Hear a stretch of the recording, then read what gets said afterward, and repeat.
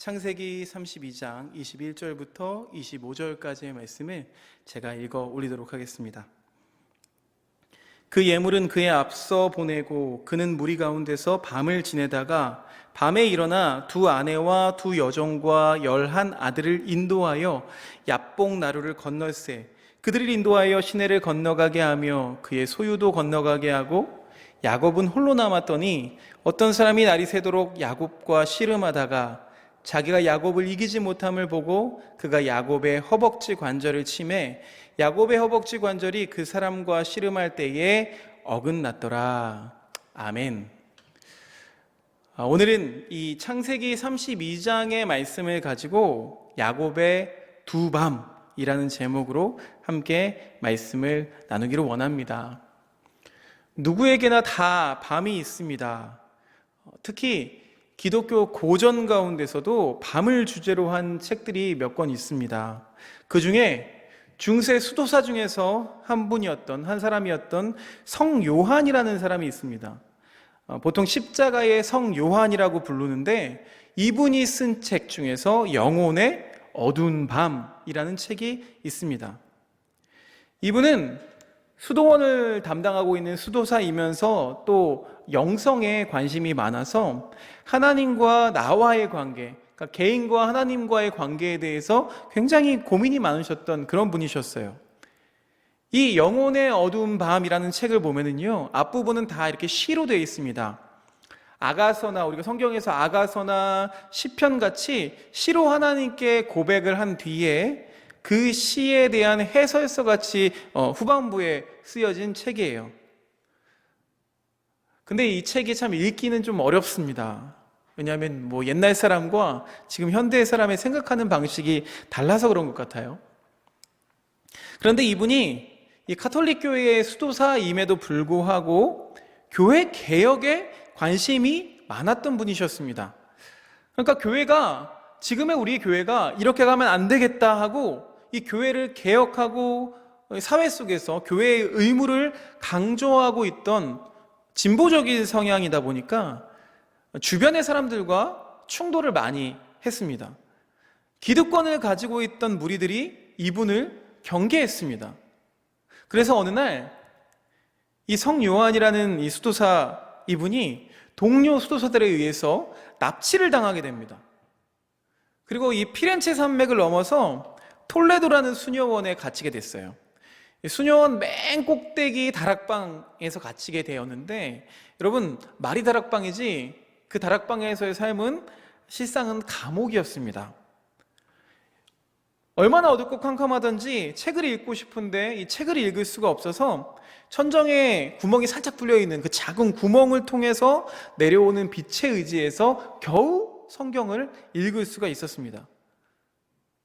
그리고 그 감옥의 평수도 한 평 남짓밖에 되지 않아서 잘 때에도 이렇게 웅크려 자야만 됐고, 또 옷도 갈아입지도 못하고 음식도 또 먹을 물도 충분히 주지 않는 그 안에서 무려 9개월을 보내야만 했습니다.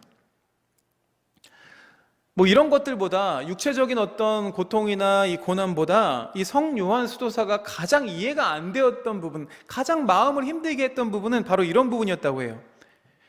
왜 어째서 나와 같은 수도사들이 나를 이렇게 가둬두는가 하는 거였어요. 배신당한 거죠. 그래서 내가 주장하고 있고 내가 말하고 있는 이 모든 것들이 다 틀렸던 것인가? 아니면 내가 옳은 말을 하고 옳은 일을 하는데도 하나님은 나를 이렇게 그냥 내버려 두시는가? 이런 것들이 고민이었다는 거예요. 그렇게 9개월 동안을 그곳에서 보내다가 하루는 우연히 창문을 흔들어 봤는데 이 낡은 경첩이 떨어져 나가면서 그 좁은 창문으로 밖으로 탈출해서 자기가 있던 곳으로 돌아오게 됩니다. 굉장히 드라마틱하죠. 그리고 그 9개월 동안 갇혀있던 이야기를, 그 고민과 영성을 글로 표현한 작품이 바로 이 영혼의 어두운 밤이라는 책입니다. 그래서 이 책이요, 지금도 고전이 되어서 후대에도 영향을 끼치고 많은 신학자들에 의해서 연구되고 있는 책입니다. 서두에서 말씀드린 바와 같이 누구에게나 인생의 밤이 있습니다. 어두운 밤도 있어요. 여러분 살다 보면 좋은 밤도 있고요. 슬픈 밤도 있고 또 잠 못 드는 그런 밤들도 있습니다. 오늘 말씀 속에서도 밤이 등장합니다. 잘 알고 계신 말씀이겠지만 이 야곱이 야복강가에서 두려움에 떨면서 강을 건너기 전의 밤의 이야기입니다. 그런데 오늘 이 32장 말씀을 보면은요, 그 밤이 하나가 있는 것이 아니라 두 종류의 밤이 있다는 것을 우리가 볼 수가 있습니다. 그런데 그게 이틀 밤인지 사흘 밤인지 그보다 더 오래된 밤인지는 정확히 알 수 없지만 두 종류의 밤이 야곱에게 있었다는 것은 분명합니다. 그래서 오늘 말씀의 제목을 야곱의 두 밤이라고 지어봤어요. 야곱이 겪은 두 종류의 밤의 이야기를 통해서 이 하나님이 우리에게 말씀하시는 그 밤, 그리고 메시지를 들으실 수 있기를 바랍니다. 자, 두 종류의 밤이 있다고 말씀드렸어요. 그 첫 번째 밤은 무엇이냐 하면 바로 염려의 밤입니다. 32장 13절 말씀 보니까요, 야곱이 거기서 밤을 지내고, 그러니까 이 밤, 이 첫 번째 밤은요, 이 야곱이 야복강을 건너기 전의 이야기입니다. 그리고 이후에 야복강을 건너고 밤을 겪는데 이 강을 건너기 전에 첫 번째 겪었던 밤은 무엇이냐? 바로 걱정과 염려의 밤이었다는 거예요. 우리가 이 야곱 이야기를 좀 현대적으로 해석해 보면 야곱이 지금 자수성가해서, 그러니까 금이 환영하는 어떤 벤처기업가라고 할까요? 갈 때는 그냥 호롤단신으로 갔는데 돌아올 때는 많은 자녀들과 또 많은 가축들과 종들을 거느리고 많은 재산을 거느리고 성공한 사람의 모습으로 다시 돌아오게 된 거예요. 여러분 생각해 보세요. 이렇게 금이 환영하는 그 발걸음은 얼마나 가벼울까요? 또 그 돌아오는 길이 얼마나 기쁘겠어요. 그런데 야곱에게도 고민이 있었나 봅니다. 야곱이 얼마나 그 마음속에서 두려움과 또 걱정으로 몸부림치고 있는지 몰라요. 오늘 우리가 32장 말씀을 다 읽진 않았지만 32장의 서두에 등장하는 1절과 2절 말씀을 보면 이런 말씀이 나옵니다. 야곱이 길을 가는데 하나님의 사자들이 그를 만난지라 야곱이 그들을 볼 때에 이르기를 이는 하나님의 군대라 하고 그 땅의 이름을 마하나임이라 하였더라. 하나님께서 이 32장 처음부터 야곱에게 어떤 확신을 주신 거예요. 야곱아, 이제 내가 고향으로 돌아가라. 네가 나에게 약속하지 않았느냐? 그러니까 야곱이 도망가던 날 그 밤에 돌베개를 베고 자던 그 자리에서 네가 나를 예배한다, 내게 제사 지낸다고 하지 않았느냐? 이제 너 돌아가라. 그러시면서 마하나임, 하나님의 군대를 보여주셨어요. 이게 1절과 2절에만 나와요. 그런데 자세하게 어떤 일이 일어나는지는 우리가 알 수는 없어요.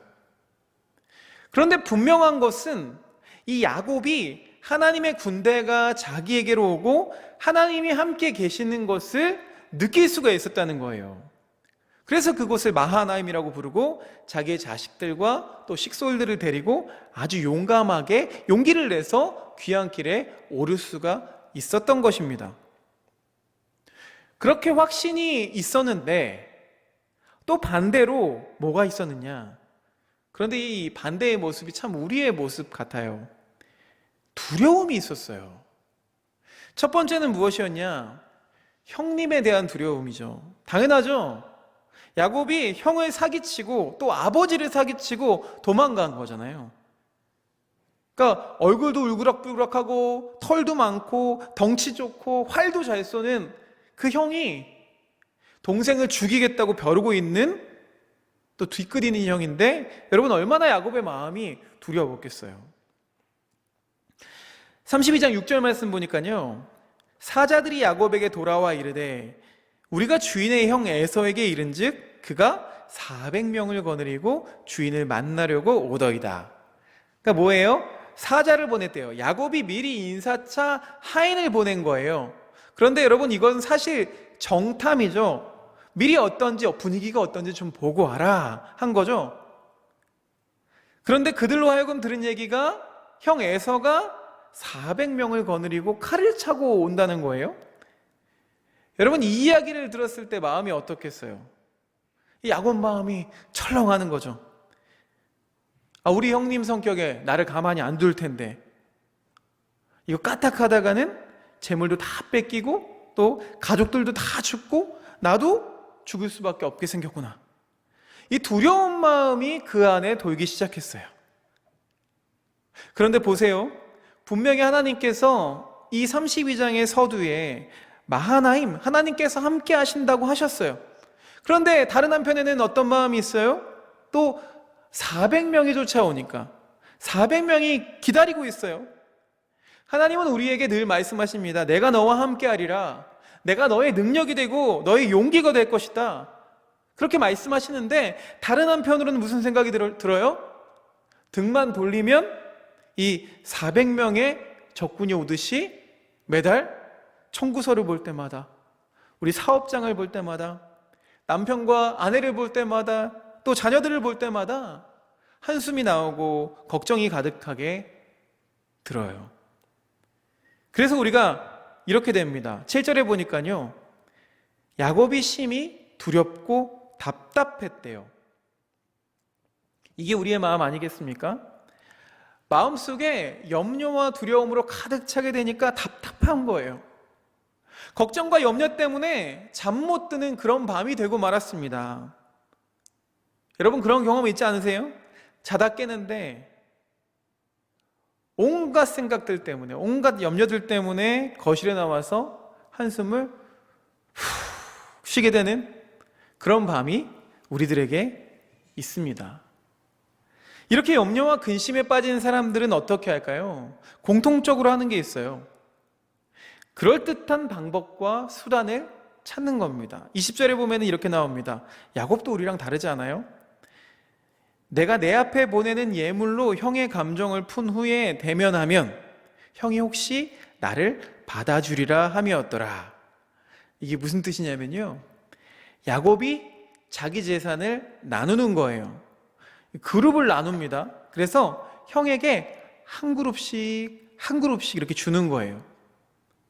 야곱은 우리가 알다시피 굉장히 머리가 좋은 사람입니다. 그렇게 한 그룹씩 보내면서 첫 번째부터 마음에 들지 않아서 막 죽이게 되면 그래도 남는 것들 있잖아요. 그 남는 것들 가지고 다시 돌아올 텐데, 이 한 그룹씩 보내면서 혹시라도 에서의 마음이 열릴 수가 있잖아요. 그 선물을 하나씩 주다 보면 나중에 야곱을 용서해 줄 수도 있겠다, 나를 용서해 줄 수 있겠다라는 생각이 들었던 거예요. 그런데 이런 마음은 어떤 마음입니까? 한마디로 돈으로 사람의 마음을 사려고 했던 거예요.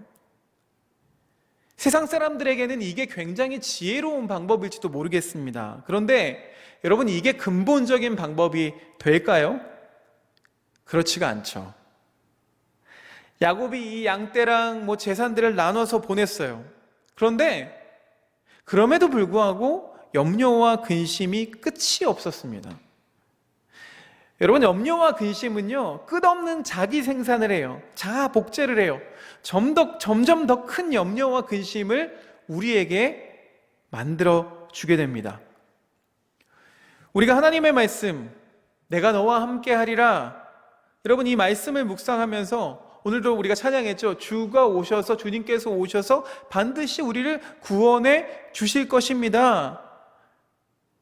그 하나님의 말씀, 하나님에 대한 그 고백들을 계속 끊임없이 재생산하면 좋은데, 이상하게 이건 하루가 지나고 이틀이 지나면서 점점 다 빠져나가요. 그런데 이 마음에 가득한 염려와 근심은 점점 더해가는 거예요. 제가 체험을 해볼 때도 이 염려와 근심은요, 더하기로 늘어나지가 않습니다. 복리로 늘어나요. 곱하기로 늘어납니다. 이 야곱이 이 근심과 염려의 밤에서 생각해 보니까 자기 재산을 나눠서 보내긴 했는데, 여러분, 그걸로도 충분하지가 않은 것 같은 거예요. 막 수많은 고민을 하는 거예요. 어떻게 할까?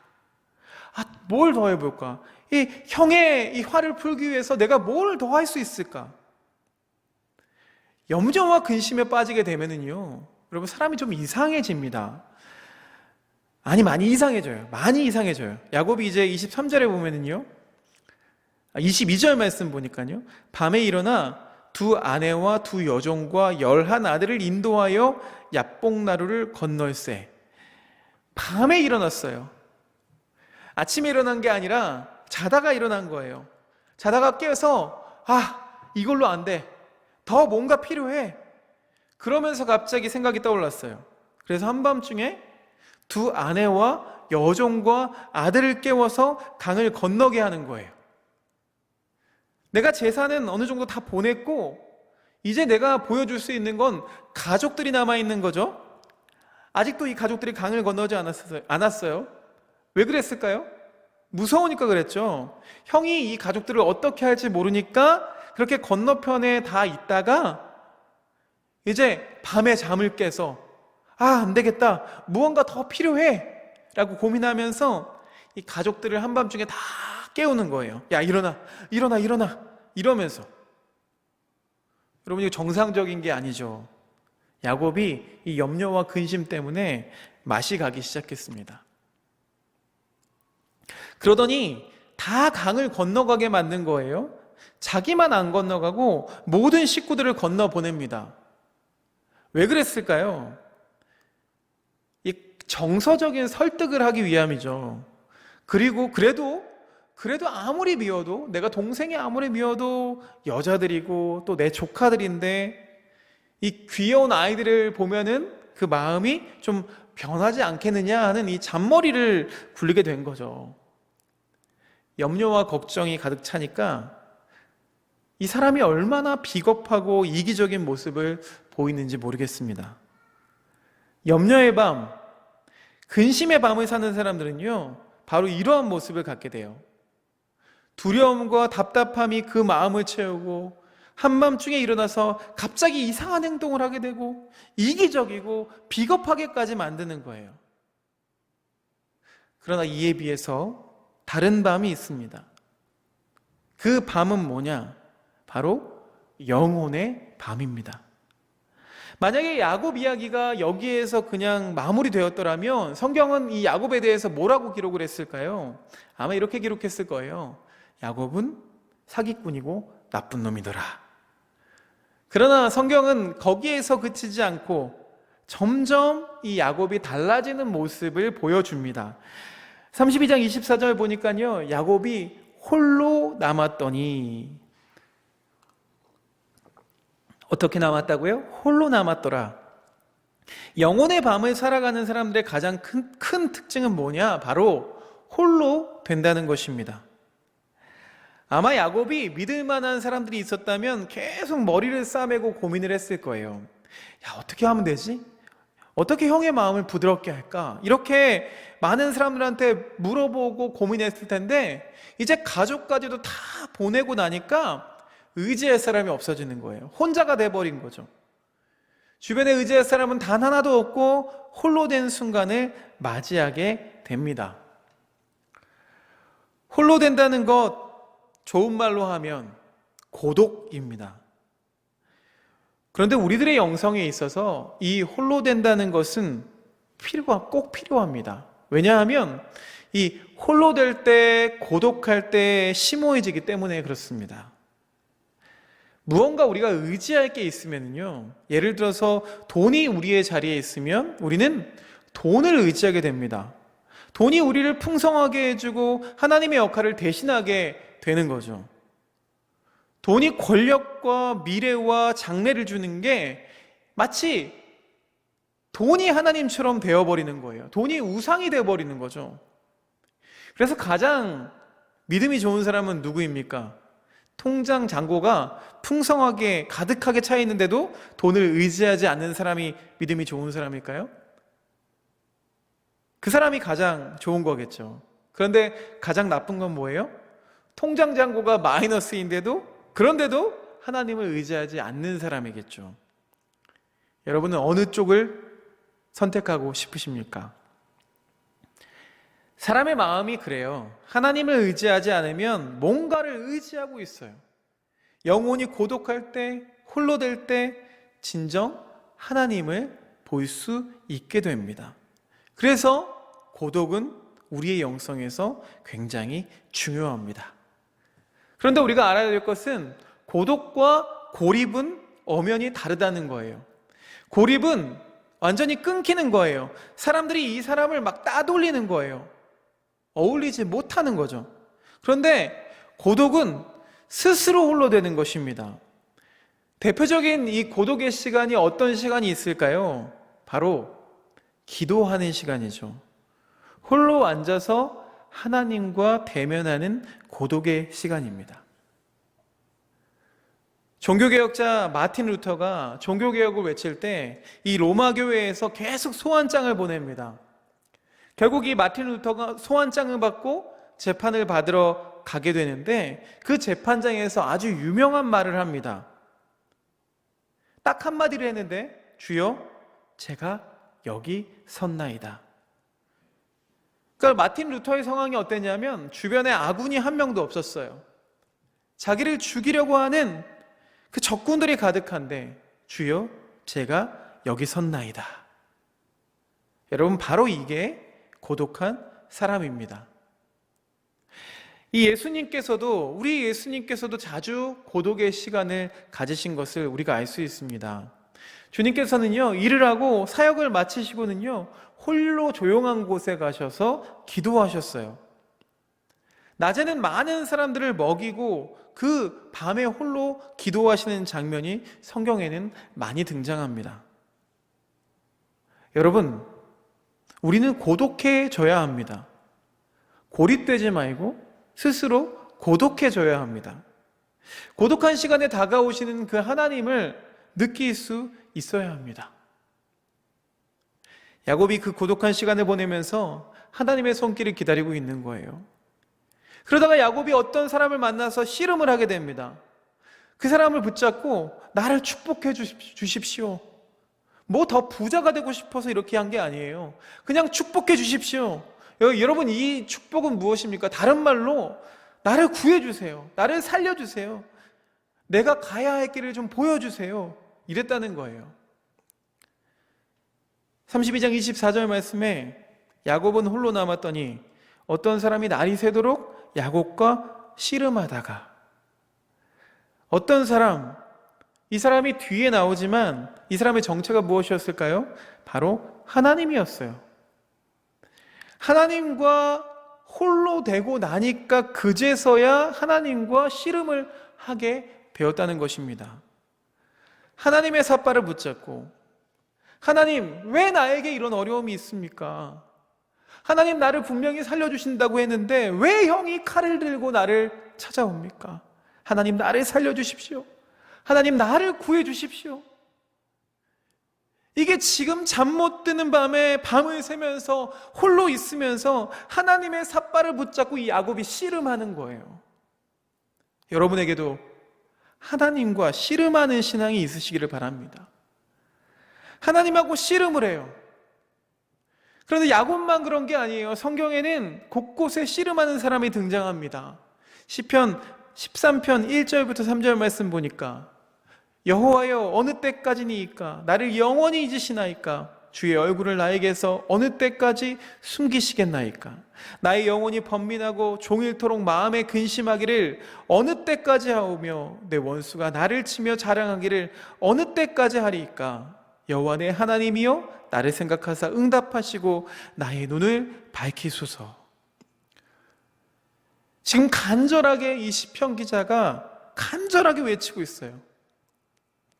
시편 42편에도 또 이런 고백이 있습니다. 내가 어느 때에 나아가서 하나님의 얼굴을 배울까? 사람들이 종일 내게 하는 말이 내 하나님이 어디 있느뇨 하오니 내 눈물이 주야로 내 음식이 되었도다.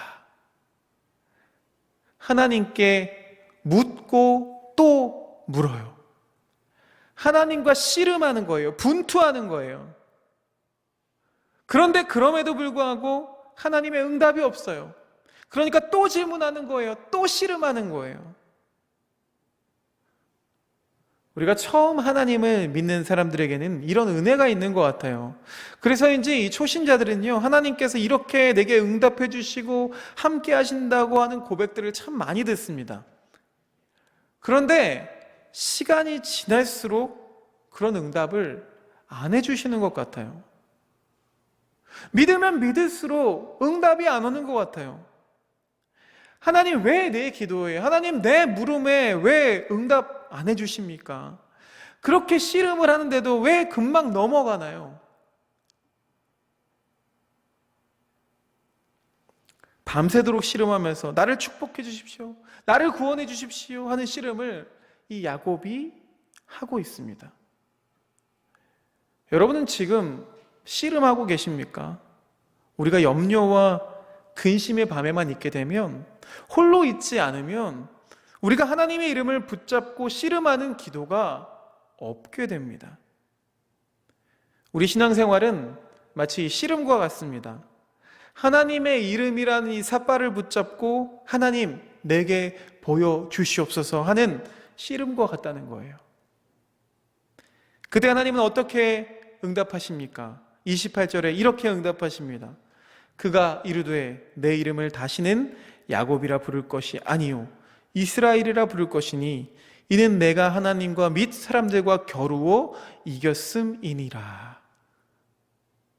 여러분, 종종 이 씨름은요, 그러니까 종종 기도는요, 하나님의 마음까지도 움직입니다. 그래, 네가 이겼다. 신약 성경에 이렇게 기록되어 있죠. 아들이 떡을 달라 하면 뱀을 주겠느냐. 우리가 두드리면 결국에는 불가능한 것들도 들어주신다는 거예요. 그래서 29절 말씀에 보면은요, 결국엔 하나님이 야곱을 축복해 주십니다. 29절 말씀에 거기서 야곱에게 축복한지라, 복을 받게 되었어요. 야곱이 생각한 복이 뭐였어요? 구원받는 것, 형 에서에게로부터 구원받는 것. 여러분, 얼마나 감사한 일입니까? 야곱이 밤새 씨름하고 싸운 결과가 이거였어요. 기쁘죠? 아주 기쁘지 않겠습니까? 그런데 하나님은요, 그런 야곱을 축복해 주시고는 엉덩이 뼈를 툭 쳐서 부러뜨려 버리셨어요. 저는 이 말씀이 좀 이해가 안 됐어요. 장애인으로 만들고 가버린 거예요. 여러분, 하나님의 응답이라는 게 참 신기해요. 이 야곱처럼 응답받다가는 뭔가 큰일이 날 것 같아요. 어떻게 생각하세요, 여러분? 이것이 응답인가요? 하나님의 응답을 꼭 이렇게 하셔야만 하나요? 네, 하나님은 이렇게 응답을 해 주십니다. 우리의 약한 것을 들어서 응답해 주세요. 이렇게 하고 나서 야곱이 형 에서에게로 갔습니다. 그런데 여러분 생각해 보세요. 이 야곱의 몰골이 어땠을까요? 밤새도록 씨름하는 통에 머리부터 발끝까지 다 먼지를 뒤집어 썼습니다. 먼지투성이에요. 옷도 엉망진창이고요. 그리고 다리를 쩔룩거리면서 오고 있어요. 아무리 악한 형님이라도 동생이 그렇게 걸어오는 순간 형님의 독했던 마음이 다 사라져버렸어요. 오늘 32장 말씀은 아니지만 33장 4절에 보면 그 형 에서가 이렇게 말합니다. 에서가 달려와서 그를 맞이하여 안고 목을 어금 맞추어 그와 입 맞추고 서로 우니라. 서로를 미워하고 또 그리고 염려했던 그 마음들이 다 사라지고 서로를 껴안고 화해하고 서로를 위해서 우는 아름다운 모습을 보여줍니다. 해피엔딩이죠. 하나님은 우리의 기도를 응답해 주십니다. 우리가 씨름하고 있을 때 그 씨름에서 이기게 하시고 들어주세요. 그런데 그 응답이 우리 예상과는 다른 거예요. 엉덩이 뼈를 어긋나게 하셔가지고 장애인을 만드셨어요. 하나님, 내가 이렇게 열심히 기도했는데, 하나님 내가 열심히 이렇게 예수 믿었는데 어떻게 나에게 이러실 수가 있겠습니까? 할 수 있겠지만 바로 그 모습 때문에 기도가 이루어지게 되었다는 거예요. 우리의 연약함까지도 하나님의 계산 속에 들어있는 줄로 믿습니다. 오늘 말씀의 결론을 맺습니다. 우리 인생에는 두 종류의 밤이 있습니다. 하나는 염려하고 근심하는 밤이고 또 하나는 영혼의 밤입니다. 염려의 밤에 빠진 사람들은 잠을 이루지 못하고 근심합니다. 그리고 이 염려, 걱정들이 뼈를 삭게 하고 우리를 헤매이게 합니다. 그리고 인간이 동원할 수 있는 모든 방법들과 상식들을 가지고 그것을 이겨내 보려고 합니다.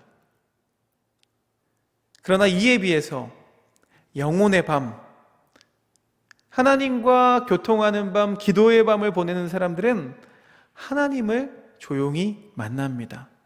영혼의 고독함, 아무도 내 이야기를 들어주지 않는 그 고독함 속에서 하나님을 바라보고 하나님을 붙들고 기도의 씨름을 합니다. 존재의 씨름을 합니다. 하나님의 응답해 주실 때까지 그 손을 놓지 않고 구원해 달라고 기도합니다. 그리고 이런 사람들에게 하나님은 축복을 해 주십니다. 사랑하는 하나교회 성도 여러분, 여러분은 지금 어떤 밤에 있는지 모르겠습니다. 이 사회의, 이 세계의 전체적인 모습을 보았을 때 우리는 어두운 밤에 접어들었습니다. 언제 새벽이 올지 모르는, 언제 동이 틀지 모르는 그런 밤 가운데 우리가 살고 있습니다.